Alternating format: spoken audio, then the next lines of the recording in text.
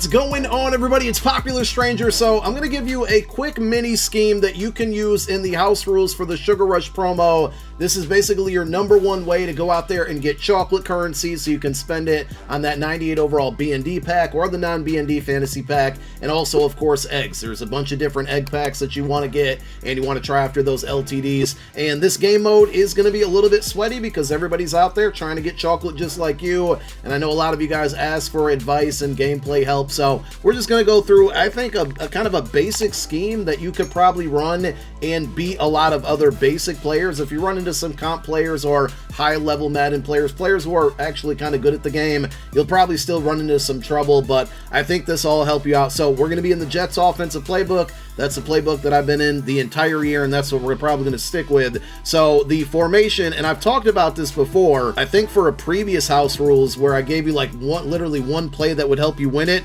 And by the way, on defense, use my guide on quick adjusting and then my spinner defense. People don't really run in this game mode, and spinner is perfectly good against passing. So we're going to link those videos. We already put them out last week and the week before that. We're going to link those videos down below in the comment section as a pinned comment. That'll help you out on defense. We're going to focus out on offense. Again, Jets offensive playbook, and I normally run gun bunch pretty frequently, but I'm going to save that for a different video. I think gun bunch strong offset is much more beginner friendly. There's less hot routes that you need to make. A lot of these plays can be run stock, and there's a lot of like progression reads that are kind of easy to, once you kind of get the hang of it, are easy to make, so it'll probably cut down the amount of interceptions. So you basically, in this game mode, have 7 plays to score, and you start, I think, at the 20 or 25. So you want to have a nice combination of like deep and medium route kind of, or intermediate passing plays. You don't really want to go to too many short routes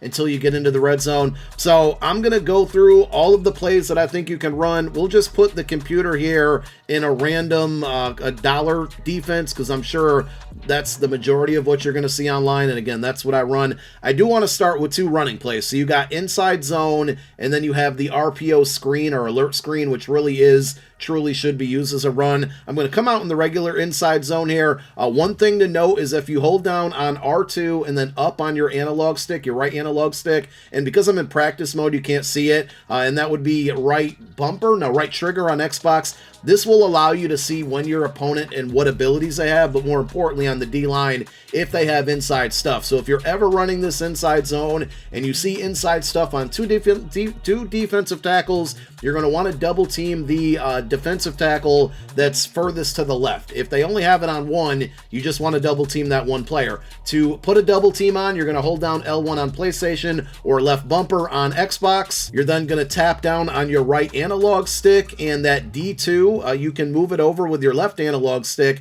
to pick the player that you want to double team, but that indicates the player that you will double team. It's very important if you're running an inside zone, and by the way, you hit X on PlayStation or A on Xbox to select it after you highlight the correct player. Very important if you're running an inside zone against a double stuff anytime, or inside stuff I should say, to double team that player. So that's going to help us get the blocking here, but that's just your basic inside zone. Again, you're not really going to find yourself running the ball a ton in this game mode. And one other play that you can audible to, because it's by default one of those audibles, is going to be that RPO play. So if you go to your audibles, it's going to be the triangle option or Y on Xbox, and it's pretty much the same thing. You're still going to want to double team, okay? But it's just another version of the inside zone. And in Madden 24, they have what's called adaptive AI, where if you run the same exact running play too many times, the opponent's AI is going to pick up on it. It does not kick in when it comes to RPOs, because those are viewed still as a pass play, and so you're going to find yourself running the RPO more frequently than not. The inside zone is really good, but the RPO is going to beat that adaptive AI. First passing play is going to be Y trail. This is one that I've showed you in solo challenges before here. I would advise blocking your running back, so the play is going to look like this. There are different hot routes that you can make, like you can put your outside receiver on a streak and kind of attack the corner there. If you want to put your tight end on a flat route like this, now you got a flood concept, and a lot of times you can slant your outside guy like this. You can do this on a regular gun bunch as well, but just running this play stock, you're going to, again, block your receiver, or running back, I'm sorry. Your first read's going to be that outside receiver on your left, the circle receiver, and Christian Watson running that drag. If that's open, 9 times out of 10, I'm just going to take that, because you usually there's a lot of free room to the left side of the field, and you can rack the ball and run it upfield. If that seems to be covered, our next read is going to be Dalton Schultz, that tight end that's taking that kind of Texas route from the tight end spot. If he's still covered, usually that means that they're in man coverage of some sort, and that means that either the post on the right-hand side, the corner route, I'm sorry, on the right-hand side and A.J. Brown is going to be open, and then your final read is usually going to be the triangle, the deep post there, which usually will beat man coverage. So I'm just going to go ahead and snap it. Again, we're going to take what's given to us. If we can get that little quick one there, we had one man to beat. Obviously, we didn't beat him there, but a lot of times the juke move's going to beat a one-on-one move or a one-on-one defender. So we'll snap it again here, and this time we're going to take it again. Pressure got there to us. Probably could have passed it a little bit quicker here. Probably going to get a blitz just based on what we're seeing. And again, that's where we're going to take the drag. I'm kind of hoping that my O-line can hold up here so I can show you the other routes. But that play alone is usually really good. So there you can see X is just wide open when we have the time to throw the ball in the middle of the field. Opponent's in a cover 3 here, so the middle of the field, again, with the X is going to be open. You're going to want to try to make sure you possession catch if there's a lot of traffic around because of zone knockouts. We're going to get spinner thrown at us here. I want to see if we can hit this post route. Usually if you have enough time, I didn't, but you could see the separation that Nico Collins got up there. I'll try it one more time and try to step up in the pocket just to mimic what you're going to see here. Usually you can hit that route. That was a bad, I didn't freeform it there, and I should have, but usually that's going to beat one-on-one coverage for sure. There was 2 people in the area, so that also wasn't really a good decision, but I was more so trying to mimic exactly what you're going to see when it comes to running this play. This time X is going to be open. Again, we're getting screamed at right now by the CPU, and you won't see this type of thing happen every time when you're playing online, but circle and X are usually going to be your most common reads there, and that's play number 1. Play 2 is going to be the flood play, which we've also put out a video on. I think the last house rules is where this video is really helpful. Your primary read is going to be Dalton Schultz, that really, really deep corner. It takes a while to get open to get there, but it gets over a lot of cloud flats that you'll see people run online where they're trying to take away your standard corner routes. It beats a lot of zones. So try to step up in the pocket or stay in the pocket. Again, I got screamed at there. If so, you're gonna have to make that quick read over to the flat receiver, which is gonna be A.J. Brown in R1. So like if that's the case, just take that right away. Try to juke if you got a defender on you, but I more so want to give you an example of that deep corner. It should be open here. Okay, we didn't have enough time again. You're gonna have to get good at free forming on this route because you got to throw it towards the sideline, and I always recommend possession catching there again because of knockouts being so powerful. If you want to, slant A.J. Brown to do something like this will definitely beat man coverage. Now you got R1 open right here. That's really easy. The in route on the left side with Nico Collins will tend to get open, but if you want to slant him on the backside, because a lot of times you're going to see your opponent start to user that corner route and run over there automatically. If so, then the backside slant right here is usually going to be open because they're taking away one of their middle linebackers to go chase that deep corner route. And it's, it's really kind of a chess game at this point as far as the routes that are getting open. We should have X here. Again, hoping that our protection, we had forever to throw there, but the route was just taking a little long to develop.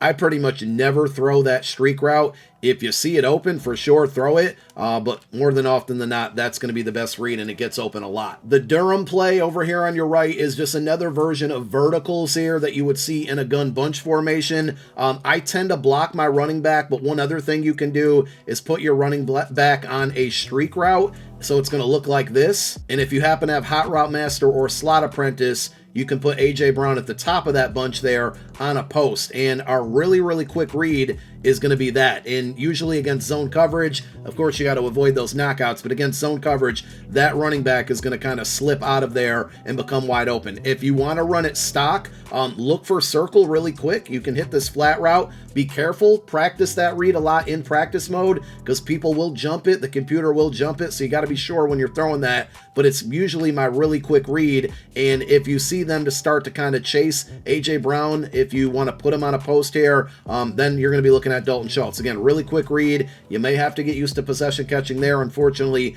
because of knockouts, but this is more of a short yardage pass play that I like to run. And one other thing you can do is motion out Watson. And if you see that cornerback drop back and you don't see anybody else kind of cheating over to that sideline, you're going to be able to make this throw every single time and start running upfield to get easy yardage. The final play I'm going to run is corner strike. There's literally like a million things you could do as far as hot routes with this one, especially especially if you have Hot Route Master. Like a really popular thing is streaking the tight end here and then putting AJ Brown also in a corner. These double corner routes are really tough to stop, and then also people will drag this outside wide receiver Nico Collins and just snap it like this. So you're looking for the quick routes, but if you throw it upfield, you can see here Watson gets open. If that one gets covered, then AJ Brown with that second post. It looks really dumb, like it shouldn't work because there's so much congestion over there, but you know, and if you need some time, you can always block and go like this. But for whatever reason, because of the way corner routes are, you know, it gets open a ton. The way I more commonly run this play is streaking AJ Brown, so our R1 receiver,